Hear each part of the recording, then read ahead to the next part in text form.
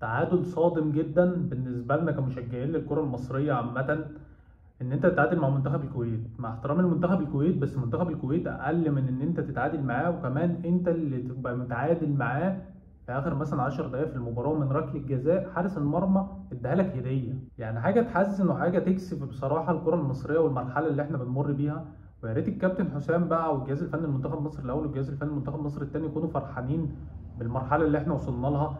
مرحله العين، مرحله الكبرياء من الجهاز الفني لمنتخب مصر الاول والجهاز الفني لمنتخب مصر الثاني، ان هم مش عايزين اصلا يتعاملوا مع بعض لمصلحه اصلا المنتخبات بتاعتنا، ولمصلحه ان انت لو عايز لعيب يتجهز المنتخب التاني ياخده يجهزه لك في البطوله العربيه.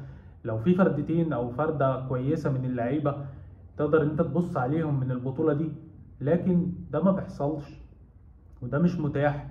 بيراميدز بيعند معاك ويقول لك انا مش هديك لعيبتي لان انا عندي مواجهتين مؤجلتين في الدوري عايز العبهم باللعيبه بتاعتي. على العكس بيدي الكارت المنتخب المغرب عادي.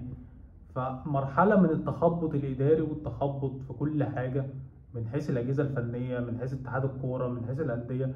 كل اللي أنت عايز تقوله قوله. في لعيبة كانت تستحق إن هي تروح ما راحتش، في لعيبة ما كانتش تستحق إن هي تروح المنتخب وراحت عادي جدا. يعني عندك على سبيل المثال ناصر ماهر فين؟ دونجا فين؟ ياسر إبراهيم فين؟ محمد عبد الله بتاع الأهلي فين؟ حمزة عبد الكريم فين؟ كل اللعيبة دي مش هتبقى أحسن من اللعيبة الموجودة؟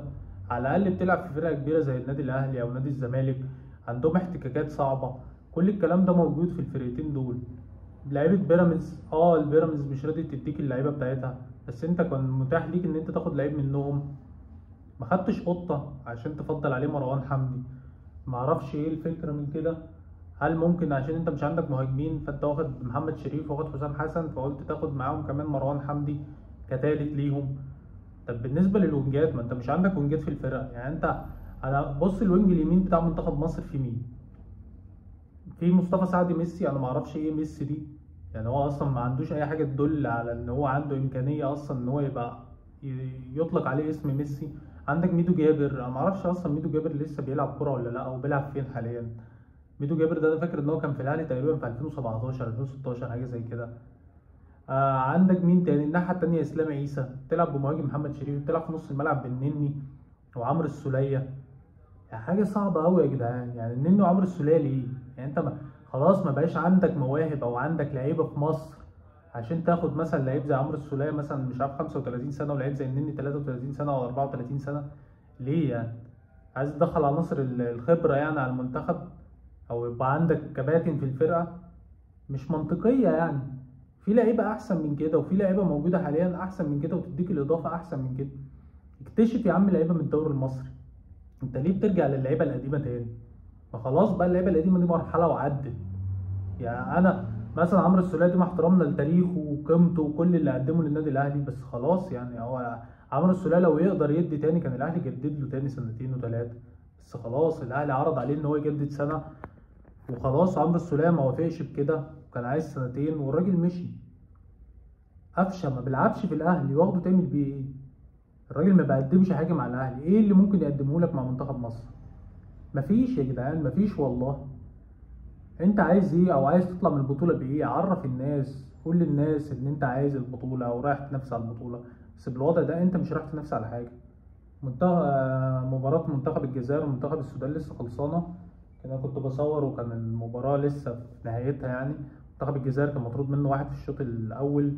المنتخب السوداني ما استغلش النقص العددي بتاع منتخب الجزائر وما قدرش ان هو يسجل هدف او ان هو يحسم المباراة، والمباراة خلصت بالتعادل السلبي. هنرجع لمباراة مصر والكويت. خلقت فرص، عملت خطورة، بس كانت خطورتك من ايه؟ كرات ثابتة ما قدرتش ان انت تستغلها بالشكل المثالي. واحدة ضاعت من ياسين مرعي، واحدة ضاعت من النني، واحدة ضاعت من رجب نبيل. تسديدة من خارج المنطقة من اسمه ايه يا رب؟ فين نسيت اسمه عقبال ما افتكره. غنام محمد لعيب كويس قوي بيلعب في نص الملعب، ممكن النادي الاهلي يبص عليه، ممكن تستفاد منه في حالة إن أنت لو عايز ديانج مش عارف أنت تجدد له أو مش هيجدد معاك وهيمشي. ممكن تستفاد من واحد زي غنام محمد ده، لعيب كويس أوي، لعيب حلو وقابل للتطوير وهيديك إضافة حلوة في نص الملعب مع مروان. لو ديانج مش وصلت معاه الحلقة ووصلت معاه للتجديد، الراجل كورته حلوة بيسدد حلو من خارج المنطقة، لعيب كويس جدا بصراحة. أنا اللي أنا هدفعه في ديانج بصراحة راح اجيب او اللي انا اجدد بيه لديانج مبلغ كبير جدا طبعا كراتب. لا راح اجيب الراجل ده غنام محمد، مش هيكلفني نفس التكلفة بتاعت الراتب بتاعه ولا نفس القيمة بتاعت الانتقال. فانا شايف ان غنام محمد ده صفقة كويسة ممكن الاهلي يبص عليها. منتخب مصر زي ما بقول لك او الكرة المصرية عامة من سيء لأسوأ. لسه كمان لما يدخل عليك المباريات بتاعت افريقيا بتاعت منتخب مصر الاول، يعني انت لسه هتشوف المواهب اكتر ولسه هتكمل ضحك كمان هناك. آه الواحد مش عارف يقول ايه بصراحة. الواحد حزين على الكرة المصرية. كفاية عليا كابتن حلمي طولان طالع يقول لك انا استحوذت واحنا كان لنا الافضلية ولينا. طب فين الترجمة يا كابتن حلمي؟ انا عايز ترجمة باهداف عشان اكسب المباراة. انا استفدت ايه من استحواذي طول المباراة اللي وصل مثلا ل 65% في ان انا مش عارف اسجل اهداف، مع ان منتخب الكويت من كرة ركنية احرز هدف تمركز كارثي من اللعيبة. اسلام عيسى وماسك اطول واحد في الفرقة اللي احرز الهدف، وتمركز كل اللعيبة الطويلة وقفل على العارضة القريبة ومفيش حد على العارضة البعيدة عشان يجي المدافع بتاع منتخب الكويت يسجل هدف من الركنية. وكالعادة طبعا الأزمة الأزلية بتاعتنا يعني في الكرة المصرية هي استقبال أهداف من كرات ثابتة وكرات ركنية. حاجة مش جديدة علينا يعني، وبنمر بيها بقالنا سنين ومش قادرين نعالجها لعند دلوقتي. الحاجة التانية، مرتدة عليك كانت هتسجل هدف لولا محمد بسام شالها. بصراحة يحسب له ان هو شال كورة زي كده، كانت كورة صعبة برضه مهما كان اللعيب حطها وحش او لا، بس هي كانت كورة صعبة والراجل شالها كويس. ففي المجمل انت رحت كتير بس خطورتك ما كانتش بالشكل اللي يقول ان انت لا ده انت مش فيه. مفيش يا جدعان، مفيش خطورة بالشكل المبالغ فيه اللي احنا نقول لا ده احنا كنا نستحق حاجة اقوى من كده واحسن من كده. ترجمتك فين للفرص؟ صناعتك فين للخطورة على مدار المباراة؟ انت بتروح للتلت الاخير من الملعب وبتدخل ال 18 ومش قادر تعمل حاجة. هتعمل امتى؟ هتقدم حاجة امتى؟ هنقدم حاجة امتى يا جدعان؟